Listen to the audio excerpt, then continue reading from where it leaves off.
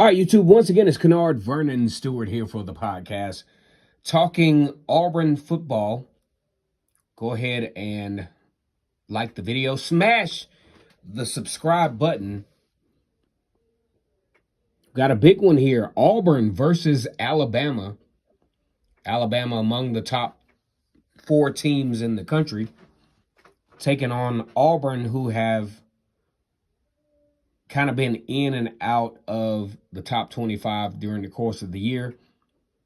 The SEC West is brutal, and it shows. Alabama actually was a victim, lost to Texas A&M in College Station, which set the stage of some hope for some other teams, but the other teams couldn't come through.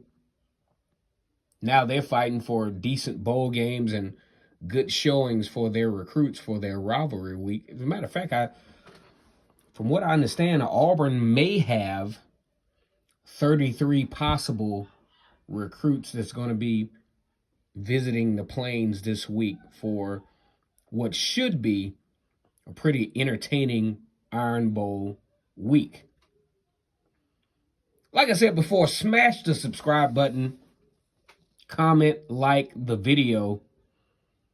And as always, it's great to be an Auburn Tiger, War Eagle. All right, so we got the prediction show. Alabama, Auburn, one of the most bitter rivalries in all of sports. We ain't talking about we ain't just talking about college football. We're talking about all sports, period. The state of Alabama, they might as well close everything down because nobody in that state, at least I'd say about 89 to 95% of the sane people or the alive people in Alabama are focused on this game. So if school, let's just say if school was open on that Friday when Alabama, ain't nobody worried about school. They thinking about this Alabama-Auburn football game. I'm going to tell you another thing you got to do in a game like this. You got to throw the records out. Anything can happen in this game. We've seen it before, especially when Alabama comes to Jordan-Hare. It's like some strange stuff happens to Alabama when they come there. So, let's do a real quick history lesson here. This game was actually played in Birmingham up until 1993, the very first year the game was played in Jordan-Hare. Auburn actually won. That was the same year that, assuming Auburn wasn't on probation, they could have pushed the envelope in winning the national championship that year. They weren't that good at first, at the beginning of the season, but they progressively got better. Same thing with the 2010 football team. No one would have thought that the Auburn 2010 football team would be the next representative of Auburn as far as national championships go. But they were. They got better. They got better. They took advantage of opportunities. Do I think they're the best team in Auburn history? Absolutely not. Do they have the best quarterback in Auburn history? I'd say, hell yeah. Cam Newton was the guy that made a 7-5 team a national championship team. Good work on his part. Here's the challenge for Auburn coming into this particular week. You got a pretty good offensive line from Alabama. You got arguably one of the best quarterbacks in college football. This is a guy that can run the football but doesn't want to, and he really doesn't have to because he has a good set of wide receivers. He has a good set of offensive linemen. Auburn, on the other hand, let's not take anything away from the athleticism up front for the Auburn Tigers. On defense, these guys have been, when they have been asked to or when they've been in position to, put pressure on the quarterback. What happens to Bryce Young when he has pressure on him? It's trouble. This is something that Auburn has to do.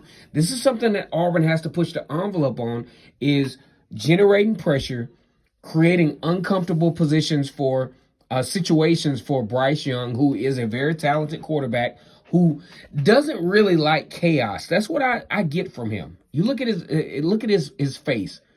You look at his facial expressions. He's not comfortable with chaos. He wants things to run smooth. So if Auburn's going to have a chance, they're going to have to disturb this young man's groove, because once he gets in a groove, it's a real big problem for opposing teams with Alabama. Auburn has to establish the run game.